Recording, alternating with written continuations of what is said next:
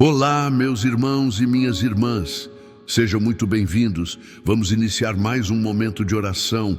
Que você abra seu coração e permita que Deus fale com você agora. Até que ponto as correntes que prendem o seu espírito são feitas de ferro? Ou seriam elas forjadas no silêncio de angústias que ninguém mais conhece?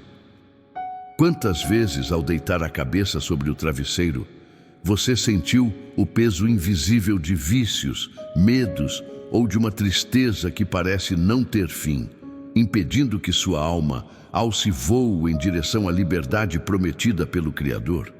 É possível que neste exato momento você se sinta cercado por muralhas que não construiu e preso por grilhões que as suas mãos não podem tocar, mas que asfixiam a sua esperança e roubam a luz do seu amanhã.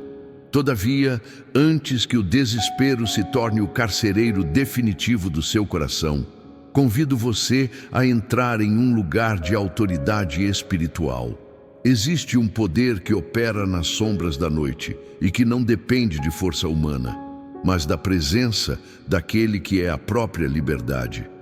Prepare o seu espírito, pois estamos prestes a compreender que nenhuma prisão é tão profunda que o som da adoração não possa penetrar. Aquiete a sua mente e permita que esta reflexão prepare o solo da sua alma para o rompimento de todas as correntes invisíveis.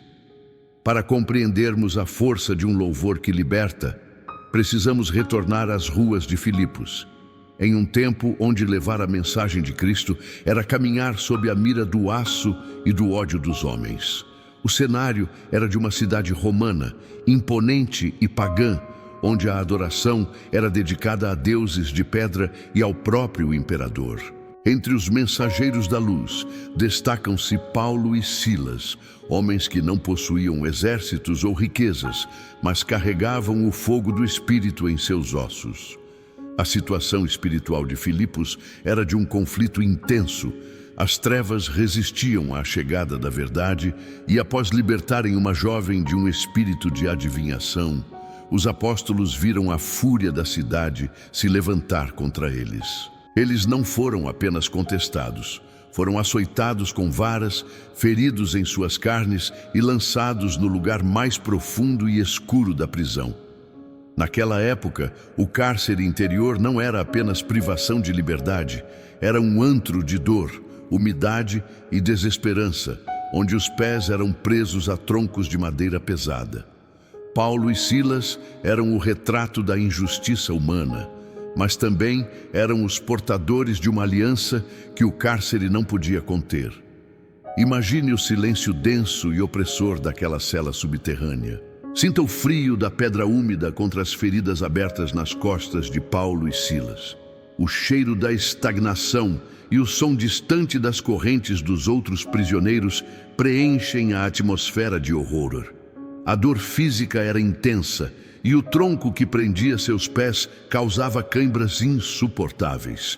Qualquer homem em sã consciência estaria entregue ao lamento ou ao questionamento sobre onde estaria o Deus que os enviara para aquela missão.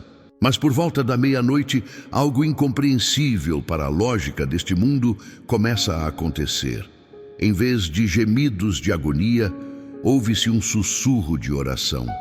Sinta o timbre de vozes que, embora cansadas, começam a entoar hinos de louvor ao Altíssimo. Paulo e Silas não cantavam por estarem livres. Eles cantavam porque o Senhor da liberdade estava com eles na prisão. O som da adoração ecoava pelas galerias, fazendo os outros presos ouvirem o que parecia ser uma melodia vinda de outro mundo. De repente, a terra começa a tremer.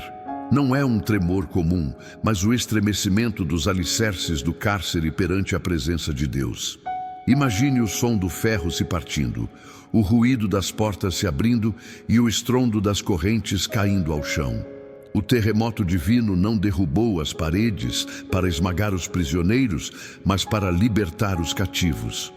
O carcereiro, despertado pelo caos e temendo a morte, viu a luz da salvação antes mesmo de ver o sol. Naquela noite, a prisão tornou-se um santuário e o lugar de tortura transformou-se no berço de uma nova família na fé. A meia-noite de Filipos é a imagem da hora mais escura da sua vida atual. Muitas vezes, as correntes invisíveis que nos prendem são as dores do passado, o medo do julgamento ou a ansiedade que nos impede de respirar. O silêncio de Deus enquanto você sofre a injustiça não é sinal de abandono, mas o prelúdio de um abalo que virá para mudar a sua estrutura.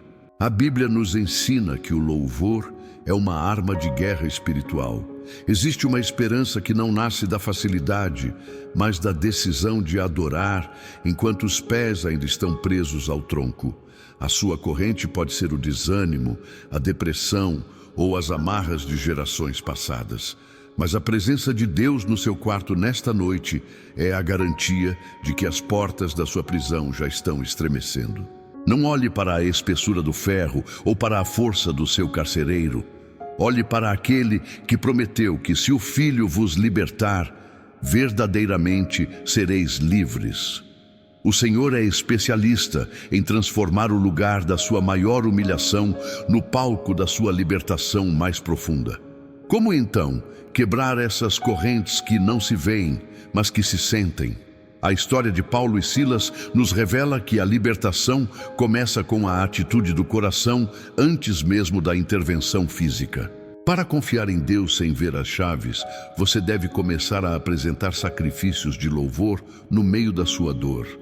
Permanecer firme na fé exige que você não use a sua boca para murmurar sobre a escuridão da cela, mas para declarar a grandeza daquele que é a luz do mundo.